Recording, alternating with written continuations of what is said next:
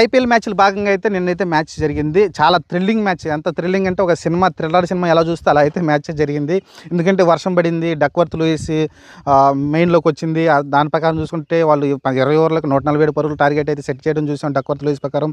కానీ first batting చేసిన ముంబై అయితే చాలా ఇబ్బందులు ఎదుర్కొంది. స్టార్టింగ్ బ్యాటింగ్ చేసి ఎందుకంటే 150 పరుగులు చేయగలిగారు. 8 వికెట్లు కోల్పోయి 20 ఓవర్లకు గాను. అక్కడ చూస్తే మీకు విల్ జాక్స్ ఒక్కడే ఒక 50 పరుగులు చేశాడు. ఆ తర్వాత సూర్యకుమార్ కొంచెం ఆడే ప్రయత్నం చేశారు. మిగతా ఎవరు కానీ రోహిత్ శర్మ, రేఖల్టన్ మిగతా ఎవరు బ్యాట్స్మెన్స్ కూడా పెద్ద స్కోర్ అయితే రాలేదు. టక్ టక్కన వికెట్లు అయితే పడిపోవడం చూసాం. ఆ తర్వాత వీళ్ళు చూస్తే ఇంకా వర్షం పడటం, వర్షం అంతరాయం కారణంగా డక్వర్త్ లూయిస్ ప్రకారం 147 పరుగులే టార్గెట్ సెట్ చేయడం. ఆ తర్వాత మీరు చూసుకుంటే వీళ్ళైతే చాలా కింద మీద పడ్డారు. వీళ్ళు కూడా అంత ఈజీగా అయితే మ్యాచ్ అయితే వాళ్ళైతే గివ్ అప్ ఇవ్వలేదు ముంబై ఇండియన్స్. ఎందుకంటే ఎప్పుడు కూడా ఫైటింగ్ నాకైతే వాళ్ళు ఆడతా ఫైటింగ్ అయితే చేస్తూ ఉంటారు.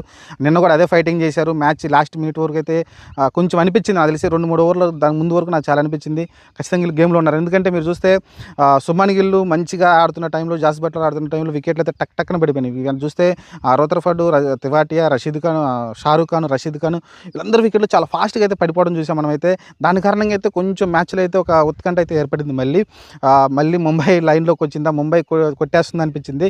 కానీ సుమన్ గిల్ ఏదైతే స్టార్టింగ్లో ఏదైతే వికెట్లు పడలేదో మీరు చూస్తే జీటీ వచ్చేసి గుజరాత్ టైటాన్స్ పవర్ ప్లేలో మీరు చూసుకుంటే కనీసం 30 పరుగులు కూడా చేయలేదు. 6 ఓవర్లకు 30 పరుగులు కూడా చేయకుండా మ్యాచ్ని గెలుపు తీసుకొచ్చేయాలంటే సుమన్ గిల్ అతను ఒక మంచిగా ప్లాన్ చేసుకున్నాడు. తన చుట్టూరు బ్యాట్స్మెన్స్ని ఆ విధంగా అయితే ముందుకు చూసాం. అందుకే సుమన్ గిల్కే మనకి ప్లేయర్ ఆఫ్ ది మ్యాచ్ కూడా ఇవ్వడం చూసాం మనమైతే.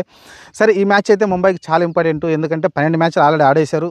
ఈ మ్యాచ్ గెలిచి ఉంటే ఏమవుతుందంటే 12 మ్యాచ్లకి 16 పాయింట్లతో ఉండేవాళ్ళు.